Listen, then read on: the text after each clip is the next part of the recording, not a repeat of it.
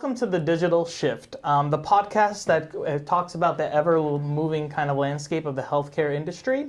I'm your host, Sunny Patel. Today, we're kind of unpacking the fundamental concept about how the reporting has changed over time, the evolution of reporting.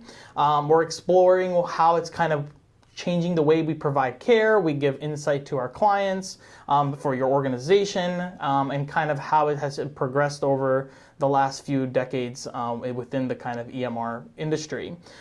Today we have our guest, Silpa Thomas. Welcome. She is our Senior Business Data Analyst here at Curasev. Welcome to the show. Thank you for having me. So I've been with Curasev for about 3 years now, and basically I primarily handle reporting and analytics, and then as well as managing the support side. So I've seen over the years how the reporting requirements have evolved, especially with our different clients that we bring on. So yes, it's been an experience. Nice. Yeah. So in your kind of years of experience here working with reporting, data analytics, metrics, you get a lot of client requests that come in. Yes. Things that we call important KPIs, key performance indicators. So those are a really important term. There is where we kind of showcase things that they want to see. How's their trends? How are things evolving? Right. And we have all the data underlying. It's just how do we represent it?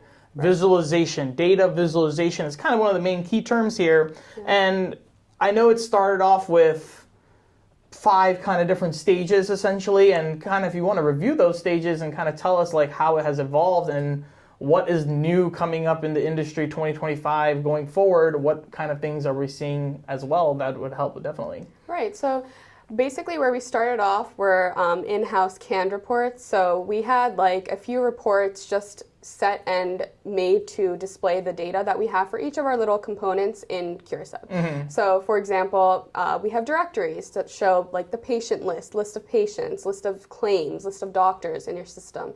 Then we move on to sales orders. It shows some of the information like the products in the sales orders, etc. We have payment information, and then we also have accounts receivable, AR aging reports to show like the billing side of things and the revenue cycle management side of things. So those are all canned reports that we already had built in the system and that were meant for the users to kind of get generic information. I like that term canned, Canned, right, I know. But yeah, pretty much predefined reports like, hey, this is how it is, take it or leave it. Yeah, exactly. But they're nice. You can at least share them. They have good export kind of capability right there. Yeah, you can export to PDF, Excel, and CSV format as well. And then that allows you to, so if the client does need the raw data or needs to mess around with the data, they can in Excel. Gotcha. Yeah. So now I know obviously whatever we kind of designed the report, it's not for everyone's kind of plate, right? So every client, I'm sure you say, hey, I want this to be shown. I want this to be formatted. Right. I want this extra calculation. So kind of, we've seen like other competitors and other things in the industry do something called ad hoc reporting. Mm-hmm. And can you kind of explain that process and kind of what do we do at Curasev to kind of take it to the next level? Sure. So we do have, like you mentioned, a lot of clients who come back with requirements and they're like, hey, can you put this column over here? Can you put that column over here? So it's where we start introducing customization to tailor to each client's individual needs. So we can modify existing reports, or we create a new customizable report for them.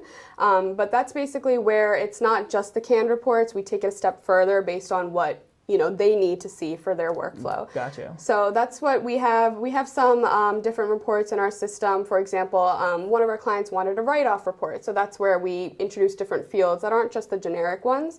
And we have that in a customizable format. And of course, if it's beneficial to all clients, I mean, any report honestly is beneficial to all clients. So we open up to all of our clients. Yeah. Nice. And then kind of what I've seen is a lot of times is like, okay, canned reports are great. You get the nice CSV, Excel. But a lot of the times, all these clients are doing is just putting it into Excel, making a pivot table, doing some type of data analytics to kind of maybe do a line graph, a bar chart, or some type of count that they want to see how many orders did they do in a certain month. Yeah. So I know we've kind of done some next steps from reports saying, how can we bring your expertise and your background of data visualization and data analytics to saying, what do the clients why are they running the reports? That's the question, is the why, right? Why are you running this every morning, every month? Is it something to check your AR? How many payments came in? Are you having good cash flow? Yep. Are you still going to be running business? Are you open to expand to another location depending on if you're having a lot of orders? So those kind of things we have, I guess, kind of dashboards is what I'm alluding to. Yes. Is kind of give us a little bit of background on how dashboards have really taken to the next level as well from reports. Sure. So we have many different dashboards in our system that are meant to show the word you explained earlier, KPIs, which are the key performance indicators. So for example, for payments, we show the percentage of unallocated payments or the amount of payments that were received, just basic cards that show the user when they first log in, okay, this is the amount that I have, and then from that they can decide what they want to do with their business. For example, on the claim management side, we show the number of unbilled charges, the total sum, right? Yeah. So obviously if you see that and it's like a huge charge, you want to get that number down, the biller's not doing work because they're not reviewing those charges and sending them out.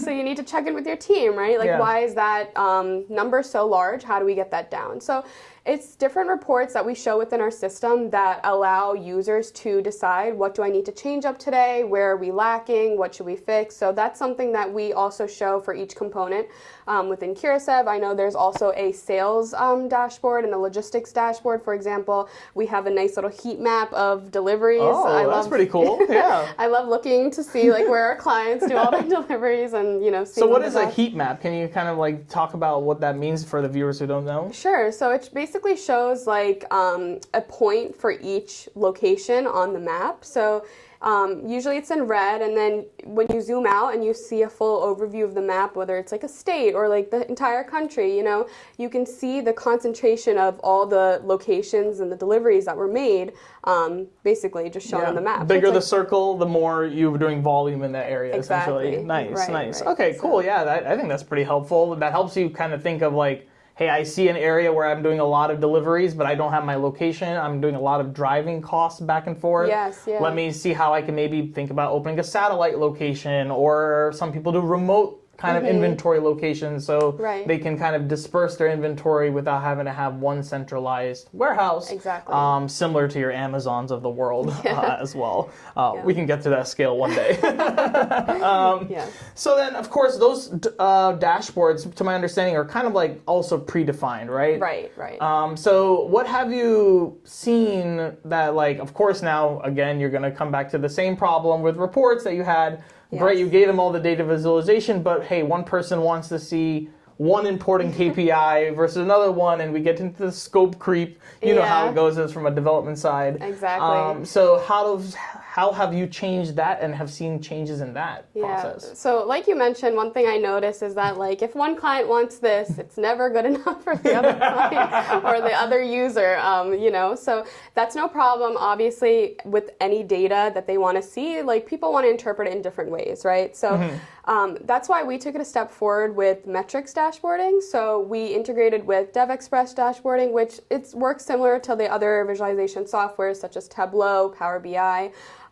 Basically, we provide the data source for the client. So I'll have my clients ask, hey, Silpa, we want to see all the patient information, their phone numbers, their addresses, everything. So I will consolidate all that information from the different tables that we have in the back end on the database, and I'll put it into a flat format, into a stored procedure, and then I will provide them that data source, and then that's where they take it from there. Oh man, that sounds... So less work for me. That sounds like a lengthy process, but we'll leave it to the experts for you that kind of know how to do that. But how have you seen the client feedback for that? Have you seen like it's been better once they kind of, I guess there's a little bit of a learning curve. Yeah, but it's definitely much better because, they have everything is in their hands, right? So we just provide them the data and they can do whatever they want with it. And within DevExpress, you can also create different visualizations. We have heat maps, line charts, pie charts, etc. And the best thing about it is they don't have to put in a request with support and then wait on support or the development team or me to handle that request. They can just do it themselves, and it's like in the click of a button. You can make any changes, you can save changes, so it's much more user-friendly, I feel feel like, and accessible, and allows all our clients to see the data. Once you get over that learning curve. Once we get over the learning curve. I mean, honestly, it's something that, like, honestly, we're learning new things each and every day too, you know, and we're like upgrading the software, and we're figuring out, oh, this feature, you know, this has this, oh, you can click this button. Yeah, you know? New visualization tools. There's always constantly getting updated because we are obviously changing the software constantly, and those have new visualizations, and I think it definitely works out for clients, and it makes it easy to have separate dashboards if you want to keep it for yourself. Right. Sharing it with your employees. And I've also like learned like new things to look at, right? Like we were talking about our canned reports earlier, and I'm like, okay, so they like to look at unbilled charges, or they like to look at total payments. And then I have some clients who take it a step further, and they're like, okay, we want to see the total reimbursements per procedure code, right? So it's stuff that you wouldn't think about like on a normal basis with the generic reports, that you understand the client requirements, okay, this is what they want to see, you know, and then they can also use that to facilitate their own business. And then if they're getting more payments with one procedure code, then, you know, start billing that procedure code more. So it's little things that we also learn when we review. And that's literally data visualization, data analytics. That's the whole point, is saying, hey, what can we do to help grow our business? Where do we see our places that we're lacking, where we're doing really excelling, and kind of finding that balance to make every kind of portion of your business thrive, essentially. Right. Yeah, that's awesome. I'm glad they at least can customize everything themselves. They can export it. You don't have to worry about a lot of less maintenance as well, and it makes it easy for the client to see exactly what they want, on who needs to see it, and based on any kind of filter criteria you guys would need. Nice.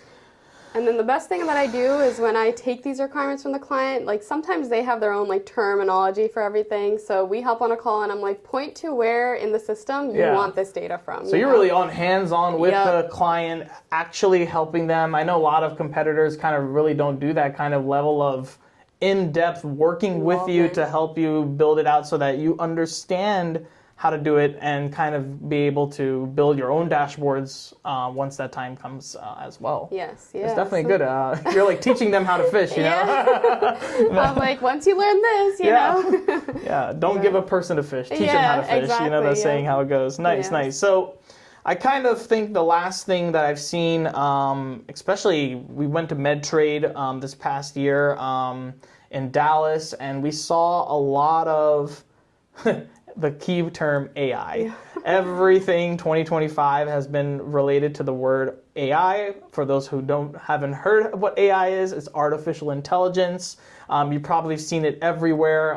It's been integrated in your lifestyle. And we were trying to create solutions of how we can use that same technology to push that into our Curasev system. So how do we kind of bring things that can really emphasize your intake process, your billing requirements, and things like that. So I know from a reporting standpoint, we were also touching base on how AI can touch upon that. Can you kind of like deep dive into that? Sure. So we actually have this really cool feature. It's called, it's basically just an AI chatbot, right? Okay. So some people, they love reporting, they love looking through the reports, and some people just want to get to the to the moral of the story. They want to find out what is the answer to this question that I have, right? So the cool thing about this feature is that you can actually just type in your question. If you want to know, like, how many or how much sales tax did we charge in the month of August? You can just type that in, and that's connected to our back-end databases that we provide to the machine, and it just does the calculations for you, and it'll just return the answer. So instead of launching the report and that's pretty cool. And instead of like knowing what to look for or how to read and interpret the report, you can just type it in and then gives you your answer, you know? You don't need to have someone on your staff that knows everything and say, hey, how many orders? What did I do today? What tasks are pending? It makes it really easy to just ask it normal prompt questions like you would ask Google. Exactly, So and it just spits out the number or gives you the data that you need, and it makes it fairly simple. It's like, why even need a report? They're still needed. We'll not go that far. But you can definitely make it a nice interactive chatbot that you just interact with them, and it gets you the information you need. So. All right, awesome. I think, we're going to wrap up the conversation for today. I think we had a great discussion around the way reporting has changed in a perspective of how it used to be, maybe 10 years down the line, how it has changed, how it's currently, and what we're doing 2025 year in the future, right? Yes, So I think we've definitely learned a lot. Yes. I appreciate your time, Silpa, for coming on the show today. Thank you for having me. Yes, and we'll definitely catch us next time as we continue to explore the digital shift. Thank you, everyone. Bye. Bye.